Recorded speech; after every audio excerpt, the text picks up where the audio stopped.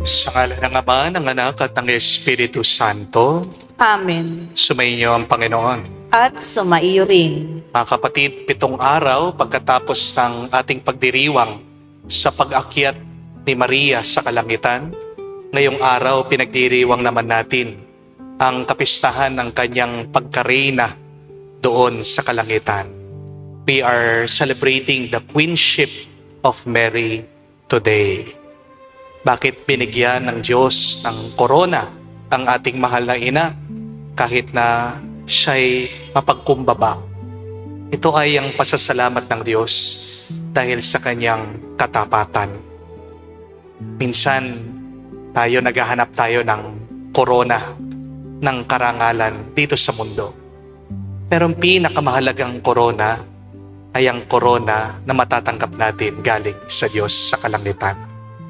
Dahil ang mga karangalan dito sa mundo ay nakakalimutan. Ang mga kayamanan ay nananakaw. Pero ang kayamanan natin sa langit, ang karangalan natin kasama ang Diyos ay magpa sa walang hanggan. Aminin natin ang mga pagkakataon na kung saan hindi tayo naging tapat sa Diyos. Sinundan lang natin ang sarili nating kagustuhan. Kaya naman tayo ay nawala, kaya tayo ay napariwara, kaya tayo ay nahirapan, kaya tayo ay nakasakit sa iba. Pagsisihan natin ang ating mga pagkakasala para naman makita tayo minsan pa maging karapat-dapat makatanggap sa mga banal na misteryo. Inaamin ko Sa makapangyarihang Diyos at sa inyo mga kapatid, na lubha akong nagkasala sa isip, sa salita, sa gawa, at sa aking pagkukulang. Kaya isinasamo ko sa mahal na Birheng Maria, sa lahat ng mga anghel at mga banal, at sa inyo, mga kapatid, na ako'y ipanalangin sa Panginoong ating Diyos.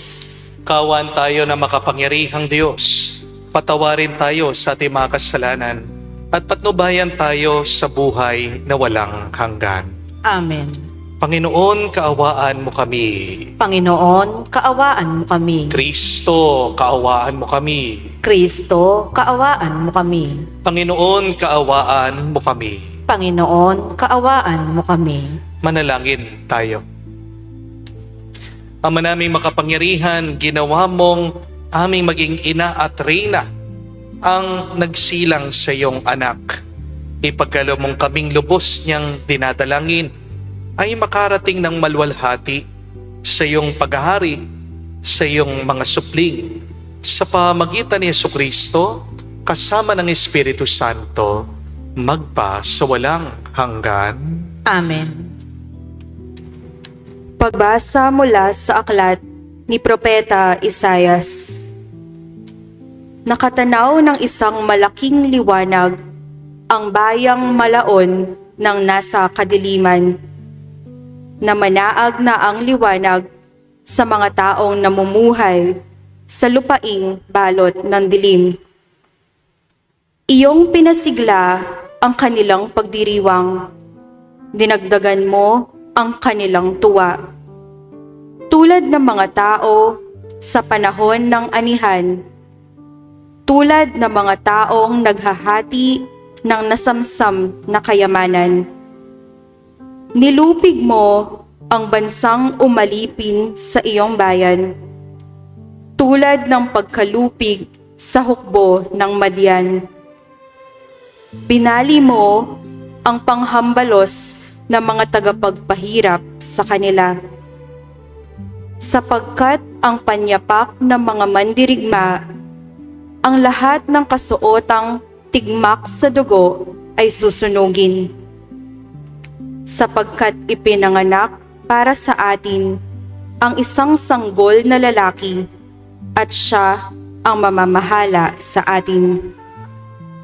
Siya ang kahangahangang tagapayo, ang makapangyarihang Diyos, walang hanggang Ama, ang prinsipe ng kapayapaan. Malawak na kapangyarihan at walang hanggang kapayapaan ang ipagkakaloob sa trono ni David at sa kanyang paghahari, upang matatag ito at papanatilihin sa katarungan at katwiran, ngayon at magpakailanman. Isasagawa ito ng makapangyarihang Panginoon. Ang salita ng Diyos. Salamat sa Diyos. Ngalan ng Diyos ay idangal ngayon at magpakailanman.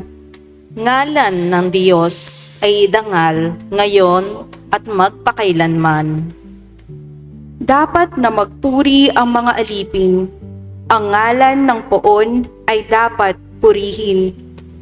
Ang kanyang pangalan ay papupurihan, magmula ngayon magpakailanman. Ngalan ng Diyos ay idangal ngayon at magpakailanman. Buhat sa silangan hanggang sa kanluran, ang ngalan ng Poon pupurihing tunay.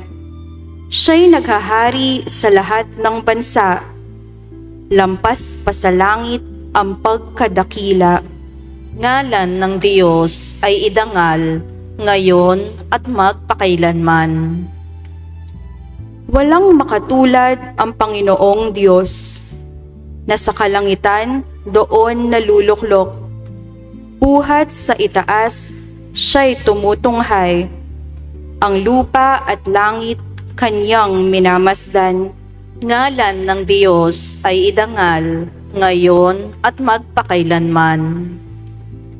Mula sa alabok ang mga mahirap, sa pagkalugami ay itinataas.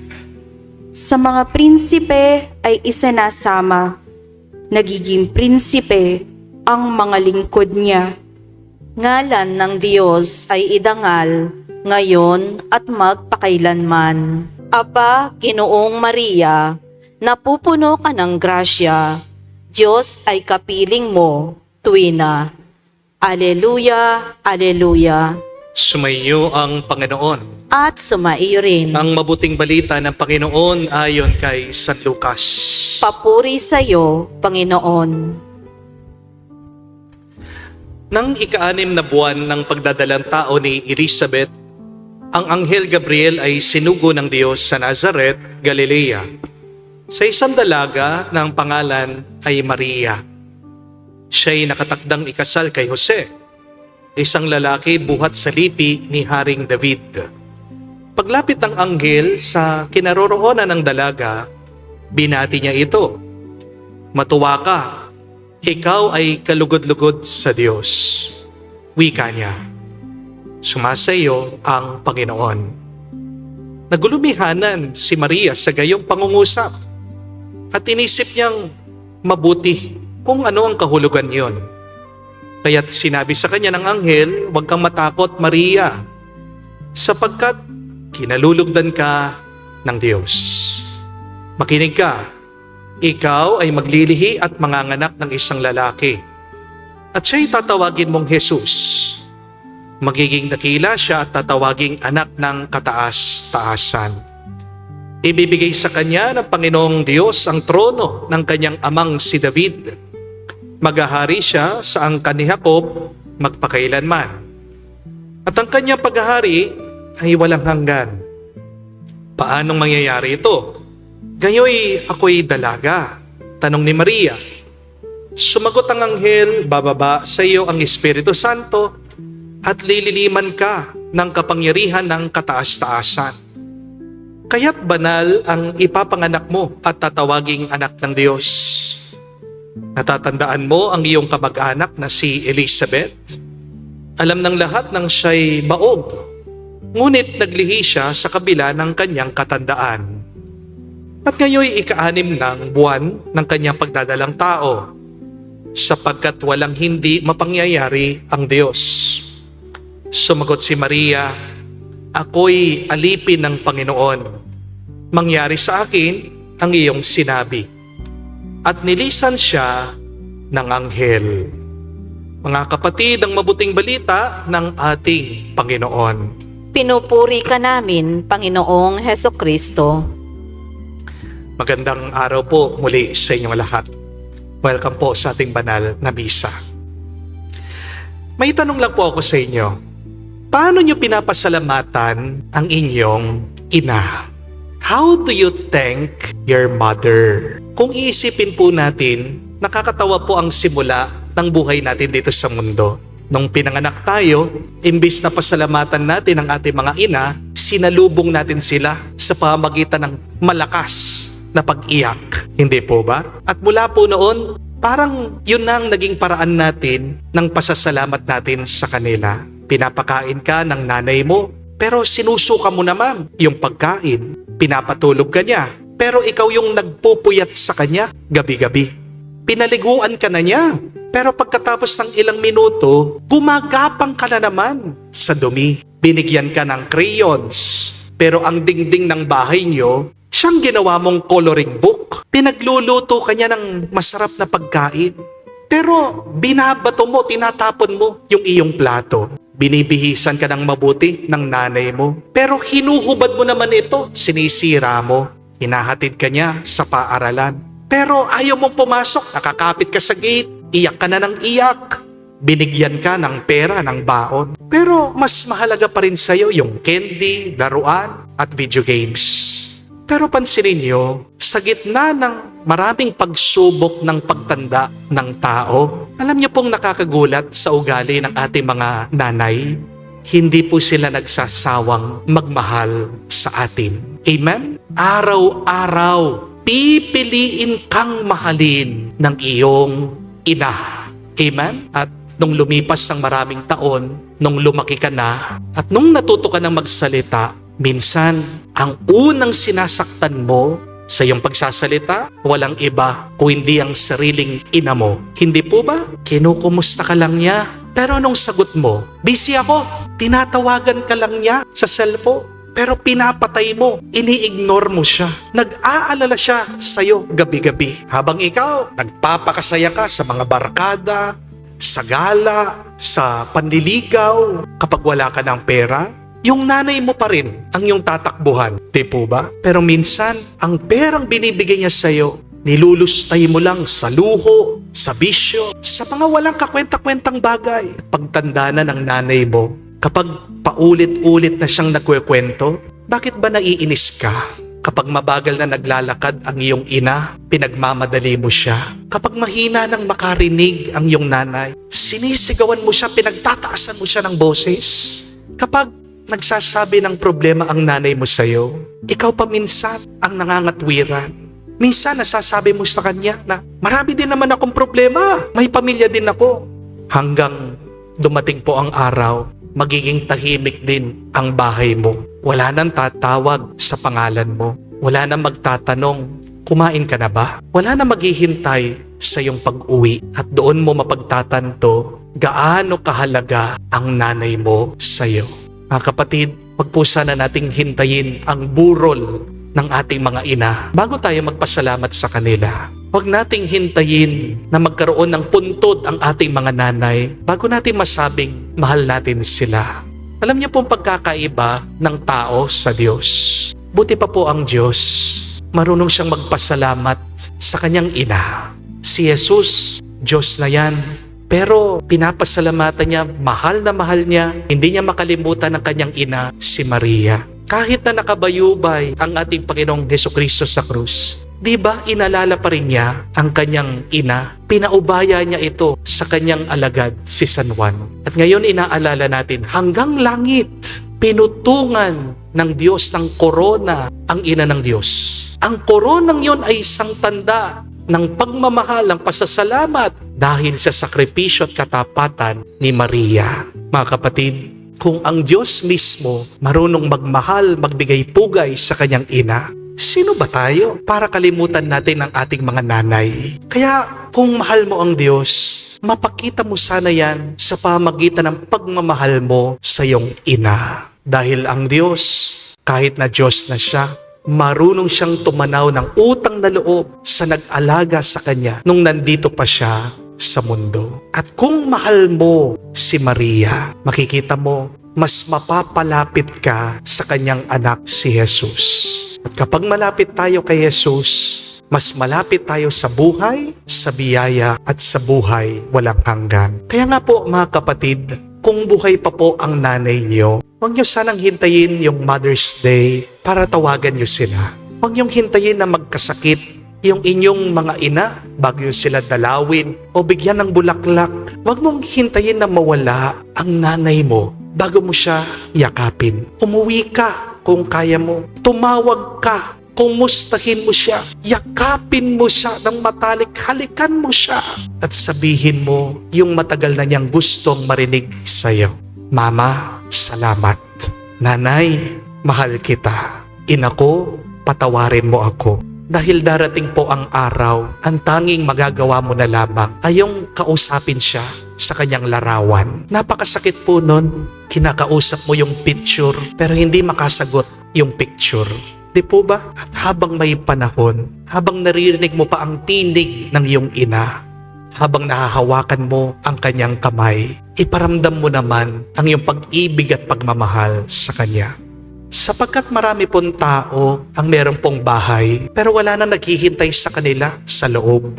Marami pong mga tao ang merong litrato ng kanilang mga nanay pero wala nang pagkakataon na mayakap sila muli. At kung ang iyong ina pumanaw na, huwag mong isipin na huli na ang lahat. Pasalamatan mo pa rin siya sa pamagitan ng panalangin. Dito sa banalamisang ito, naway itaas mo ang kanyang kaluluwa sa Diyos. Sapagkat ang pinakamagandang paraan upang parangalan mo ang iyong nanay ay yung mamuhay ka ayon sa kalooban ng Diyos.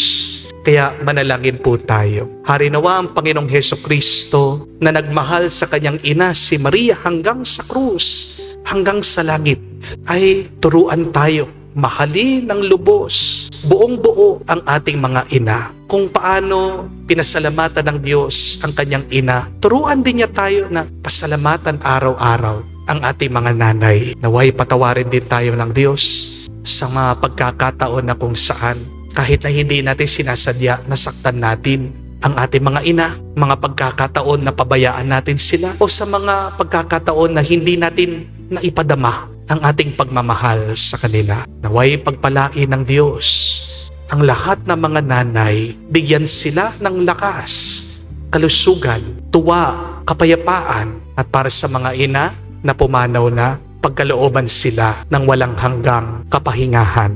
Naway habang may panahon pa, matuto tayong magpasalamat sa ating mga nanay. Mahalin natin sila, magpakumbaba tayo sa kanila. Dahil ito ang kinalulugod ng Diyos. Amen. Tumayo po tayo, alay po natin sa Diyos ang ating mga dasal at panalangin. Manalangin tayo sa Diyos, sa ating Ama, na gumawa ng mga dakilang bagay kay Maria at naghatid sa Kanya sa maluwalhating trono ng langit at naghatid sa Kanya sa maluwalhating trono sa langit. Ipaalam natin sa Kanya ang ating mga pangangailangan sa tulong ni Maria. Ating sabihin, Panginoon, dinggin mo kami. Panginoon, dinggin mo kami. Tulad ni Maria, naway magpatotoo ang simbahan sa mapagligtas na pag-ibig ni Kristo. Manalangin tayo sa Panginoon. Panginoon, dinggin mo kami. Ang mga pamahalaan, naway makinig sa tinig ng Diyos sa simbahan, nananawagang sugpuin ang hindi pantay-pantay na paglago ng pangkabuhayan nang siyang namamayani sa pagitan ng mga tao at mga bansa. Manalangin tayo sa Panginoon. Panginoon, dinggin mo kami. Tulad ni Maria, naway maging matatag tayo sa panalangin at sa pagnanais na matupad ang plano ng Diyos para sa ating kaligtasan. Manalangin tayo sa Panginoon. Panginoon, dinggin mo kami. Sa katahimikan po ng ating puso, sabihin natin sa Diyos ang ating mga personal na pangangailangan. Ama ng kaluwalhatian at kapangyarihan, sa pamagitan ng aming Reyna, ang pinagpalang Birhen Maria, ipagkaloob mo ang mga kahilingan dinudulog namin sa iyo sa pamagitan ni Kristo, aming Panginoon. Amen. Manalangin kayo mga kapatid, para ang ating mga pagkahain ay kalugdan ng Diyos, amang makapangyarihan. Tanggapin nawa ng Panginoon itong paghahain sa iyong mga kamay, sa kapurihan niya at karangalan, sa ating kapakinabangan, at sa buong sambayanan niyang banal. Ama naming lumikha, kaming naghahain ngayong ginugunita. Si Mariang Mahal na Birhen ay nakikiusap ng saklolohan sana kami nang naghain ng kanyang kalinisan paghandog ng sarili sa krus. At ngayon nabubuhay kasama ng Espiritu Santo magpa sa walang hanggan.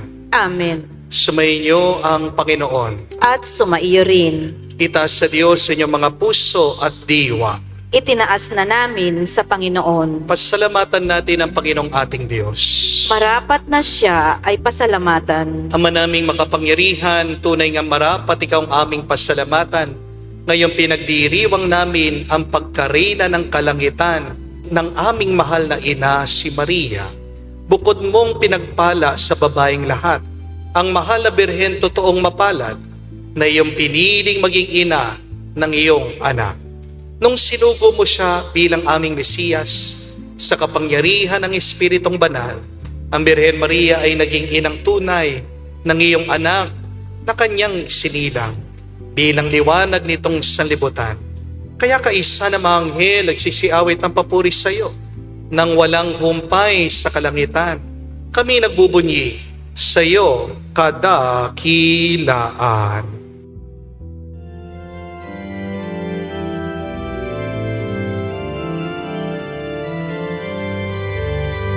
Santo, Santo, Panginoong Diyos ng mga hukbo, napupuno ang langit at lupa ng kadakilaan mo.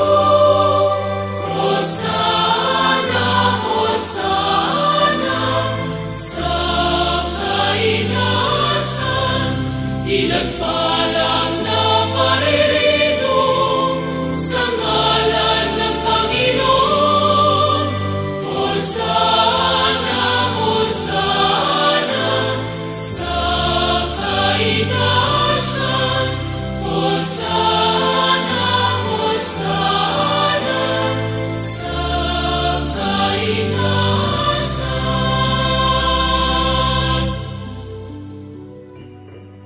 Ama naming banal, ikaw ang bukal ng tanang kabanalan.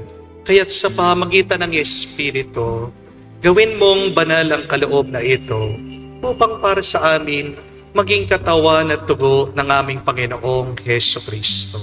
Bago niya pinag-iisang kusang loob na maging handog, hinawakan niyang tinapay, pinasalamatan kanya, pinaghati-hati niya iyon, inabot sa kanya malagad at sinabi, "Tanggapin ninyong lahat ito at kanin.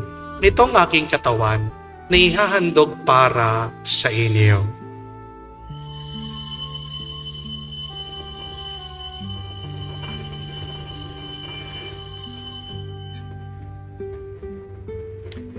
Gayon din naman na matapos ang hapunan, hinawakan niyang kalis.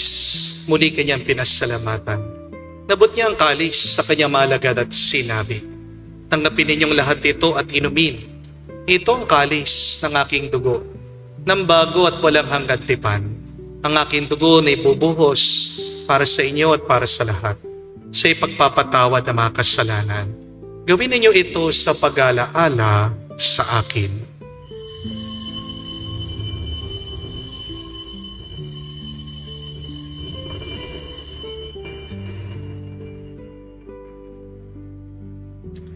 Ang misteryo ng pananampalataya.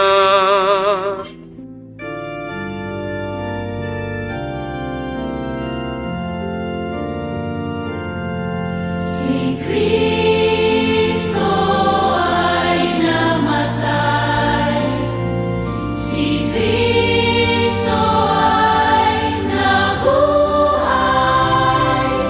si Kristo ay babalik sa wakas, sa wakas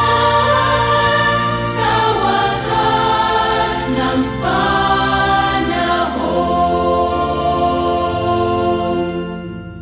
Ama, ginagawa namin ngayon ang pag-aalaala sa pagkamatay, muling pagkabuhay ng iyong anak. Kaya tinialay namin sa iyong tinapay nagbibigay buhay at ang kalis na nagkakaloob ng kaligtasan. Kami nagpapasalamat dahil kami yung minarapat na tumayo sa harap mo para maglingkod sa iyo. Sinasamo namin kami magsalo-salo sa katawan at dugo ni Kristo ay mabuklod sa pagkakaisa sa pamagitan ng Espiritu Santo.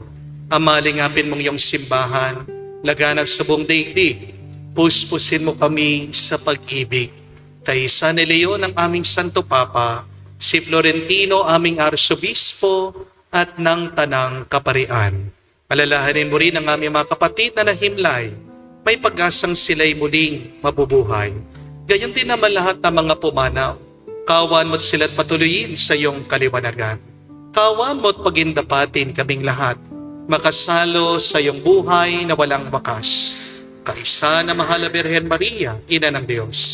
Kaisa ni San Jose, ang kanyang maluwalhating esposo. Kaisa ng mga apostol, lahat ng mga banal na namuhay dito sa daigdig na kalugod-lugod sa iyo. May pagdiwang nawa namin ang pagpupuri sa ikararangal mo sa pamagitan ng iyong anak, aming Panginoong Heso Kristo. Sa pamamagitan ni Kristo, kasama niya at sa Kanya, lahat ng parangal at papuri ay sa iyo, Diyos Ama, makapangyarihan, kasama ng Espiritu Santo, magpasawalang hanggan. Amen. Amen. Amen. Amen. Amen. Sa nakagaling na utos sa turo ni Jesus sa Panginoon natin na Diyos, ipahayag natin ang lakas, loob.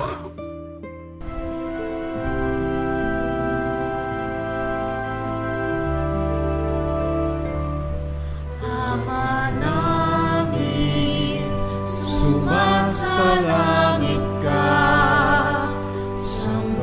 sambahin ang ngalan mo, mapasa amin ang kaharian mo, sundin ang loob mo dito sa lupa para nang sa langit.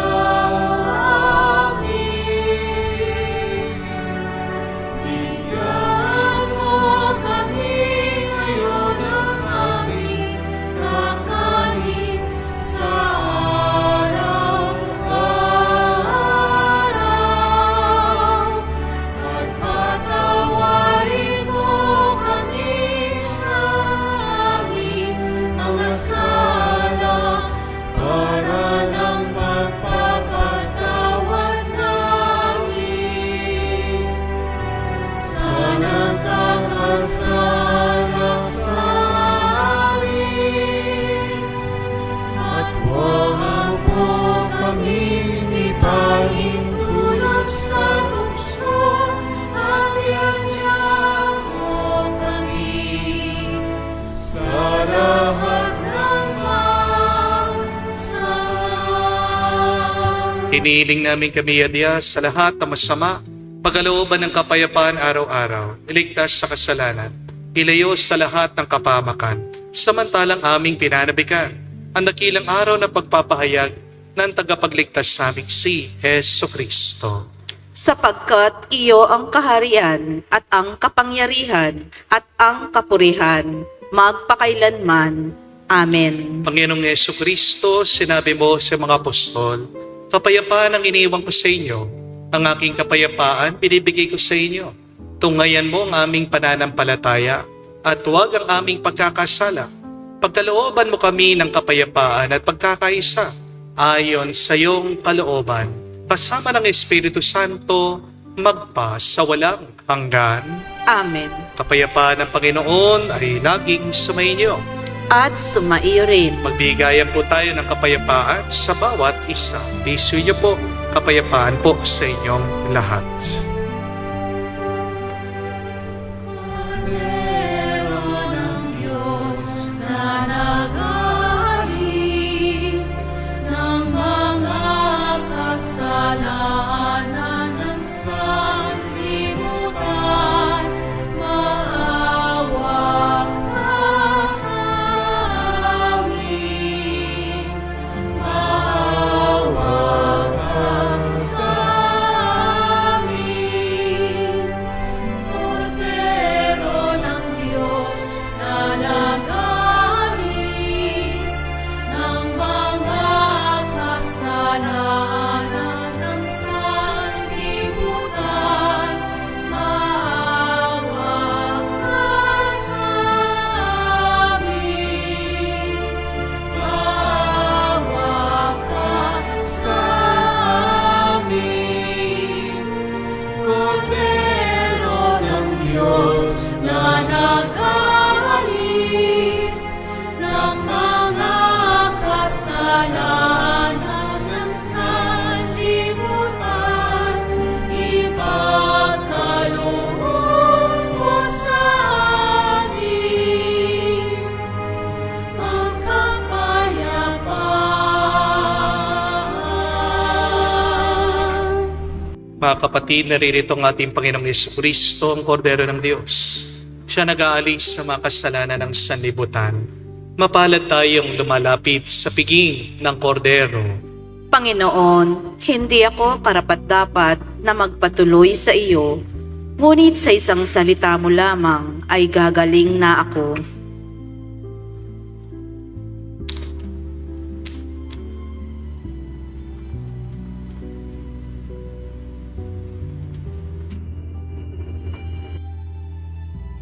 Manalangin tayo.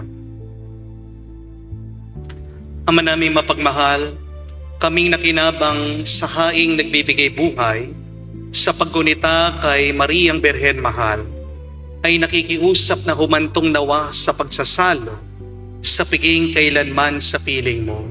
Sa pamagitan ni Jesucristo, kasama ng Espiritu Santo, magpa sa walang hanggan. Amen. Inanyayaan ko po kayo na ilagay ang inyong mga kanang kamay sa inyong madibdib. Sabay-sabay po nating dasalin the miraculous prayer of Padre Pio for the quick recovery and healing of the sick. Heavenly Father, I thank you for loving me. I thank you for sending your Son, our Lord Jesus Christ, to the world to save and to set me free. I trust in your power and grace that sustain and restore me. Loving Father, touch me now with your healing hands. For I believe that your will is for me to be well in mind, body, soul, and spirit. Cover me with the most precious blood of your Son, our Lord Jesus Christ, from the top of my head to the soles of my feet. Cast out anything that should not be in me. Root out any unhealthy and abnormal cells. Open any blocked arteries or veins, and rebuild and replenish any damaged areas. Remove all inflammation and cleanse any infection by the power of Jesus' precious blood. Let the fire of your healing love pass through my entire body to heal and to make new any disease areas, so that my body will function the way you created it to function. Touch also my mind and my emotion, even the deepest recesses of my heart. Saturate my entire being with your presence. Love, joy, and peace, and draw me ever closer to you every moment of my life. And Father, fill me with your Holy Spirit and empower me to do your works, so that my life will bring glory and honor to your holy name. I ask this in the name of Jesus Christ, our Lord. Amen. We ask for the intercession of our Blessed Mother, Mary. Hail Mary, full of grace, the Lord is with you. Blessed are you among women, and blessed is the fruit of your womb, Jesus. Holy Mary, Mother of God, pray for us sinners, and now in the hour of our death. Amen. Padre Pio Petralcina, Pray for us. maraming salamat po sa ating mga bisita nagsimba ngayong ating healing mass, at sa lahat ng sumusubaybay po ng ating online mass. Kami po ay palagi nagpapasalamat dahil sa inyong suporta. Marami po tayong napapagawa dito sa parokya. Marami tayong natutulungan, lalong-lalo na ang ating mga scholars na pinag-aaral. Kaya palakpakan po natin ang ating mga bisita, lalong-lalo na ang ating mga online mass goers. Thank you very much po sa inyong lahat. Ang kapatid, kung mahal natin si Jesus, dapat mahalin din natin ang kanyang ina, si Maria. Dahil si Jesus, mahal na mahal niya ang kanyang ina, si Maria. At kung mahal natin ang Diyos, sana maipakita natin yan sa pamagitan ng pagmamahal natin sa ating mga ina. Mahal na mahal tayo ng Diyos. Paano niya tayo mahal? Pinagkalooban niya tayo ng buhay. Hindi ka naman mabubuhay kung wala ang nanay mo. Hindi po ba?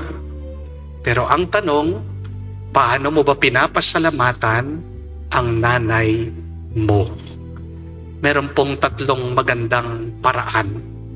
The first one is, if you want to thank your mothers, give them money. Makikita nyo, ngingiti ang mga yan, tatawa ang mga yan. No? But joking aside, be affectionate to them. No? Paramdam nyo. Isang paraan lang ng pagbibigay, ng pagmamahal yung pagbibigay ng pera. Bigyan nyo sila ng bulaklak. Bisitahin nyo. Kausapin nyo. Halikan nyo. Yakapin nyo. Be affectionate to them. Kahit naman po tayo, di ba? Gusto natin na binibigyan tayo ng atensyon. So, if you want other people to love you, please love other people first. At wala ka dapat unang-unang mahalin, hindi ang iyong ina. Dahil siyang unang nagmahal sa iyo. Amen? Pero pangalawang paraan po ng pasasalamat sa ating mga ina, mahalin mo yung mga kapatid mo. Please, love your siblings. Kasi napakasakit, napakabigat po sa puso ng isang nanay kapag nakikita niya yung mga anak niya nag-aaway-away. Pero anong tuwa para sa isang magulang, lalong-lalo na sa nanay, kapag nakikita niya yung mga anak niya ay nagmamahalan. Kung wala kang kapatid, sana maging matino kang tao. Dahil walang ibang magpapasaya din sa nanay mo kung hindi yung marinig niya galing sa ibang tao, uy, alam mo yung anak mo, ang bait-bait. Di po ba? Kaya mahalin mo yung kapatid mo, mahalin mo ang ibang tao. Yan ang pangalawang mabuting pasasalamat sa ating mga nanay. Pangatlo at kahuli-hulihan, kung gusto mong pasalamatan ang iyong nanay, kailangan maging tapat ka sa pagsunod sa kalooban ng Diyos. Kasi magiging proud din ang nanay mo. Kung darating ang araw, makikita ka niya, nandun ka sa langit. Walang ibang paraan para tayo makapasok sa langit kung hindi sa pamamagitan ng ating pagtitiwala kay Jesus. At kapag nagtitiwala ka kay Jesus, pinapakita mo yan, pinapatunayan mo yan sa pagsunod mo sa kagustuhan ng Diyos. Kaya mga kapatid, pasalamatan natin ang ating mga ina, utang na loob natin ang ating buhay sa kanila. At huwag din natin kakalimutan, pasalamatan natin ang ating mahal na ina, si Maria. Bakit? Kasi hanggang ngayon, wala siyang sawang nagdadasal, nananalangin para sa atin. At huwag din natin kalimutan pasalamatan si Maria dahil wala siyang sawang nananalangin at nagdadasal sa atin araw-araw. Sumainyo ang Panginoon. At sumaiyo rin. At kayo'y basbasan ng Diyos, makapangyarihan sa lahat. Sa ngalan ng Ama, ng Anak, ng Espiritu Santo. Amen. Ang ating misa'y natapos na. Humayo kayo sa kapayapaan ni Kristo. Salamat sa Diyos.